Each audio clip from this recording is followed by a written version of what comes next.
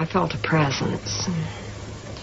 I sort of turned around to look at it, and that's when I saw the very tiny pinpoint of light. And the light started to pull me. And there was a physical sensation to the pulling, and I know how that must sound. Nonetheless, it's true. There was a physical sensation, rather like going over a hill real fast. Your tummy. And I went toward the light. The closer I got to the light, I began to discern different figures, different people, and I distinctly heard my grandmother call me. She has a very distinct voice. And I immediately went to her. And it felt great.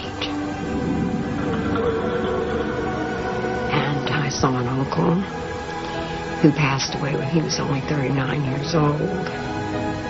He taught me a lot. He taught me to play my first guitar.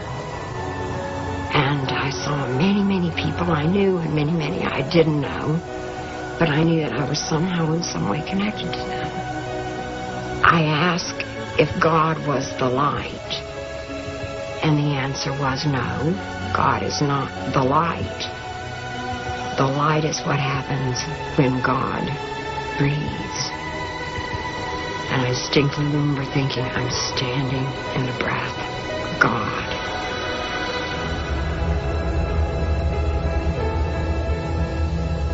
At some point in time, I was reminded that it was time to go back.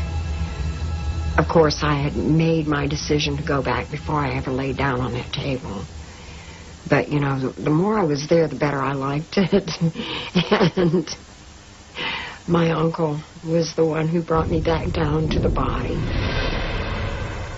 But then I got to where the body was, and I looked at the thing, and I for sure did not want to get in it, because it looked pretty much like what it was, as in void of life. And I know it would hurt, so I didn't want to get in. And he kept reasoning with me. He says, like diving into a swimming pool, just jump in. No. What about the children? You know what? I think the children will be fine. Honey, you've got to go. No. He pushed me.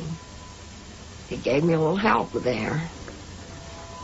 It's taken a long time, but I think I'm ready to forgive him for that. But I landed. I saw the body jump. I saw it do this number. And then he pushed me, and I felt it do this number.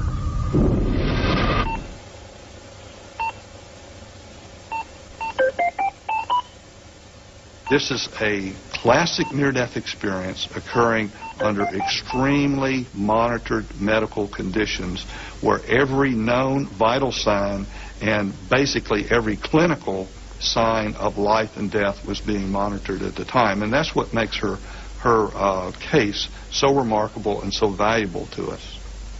I don't have an explanation for it. I don't know how it's possible for it to happen, considering the physiological state she's in. At the same time, I have seen so many things that I can't explain that I don't want to be so arrogant as to be able to say that there's no way it can happen. O caso de Pam mostra que a percepção e a memória permaneceram coerentes enquanto estava clinicamente morta. E isso sugere a possibilidade de uma separação entre cérebro e mente.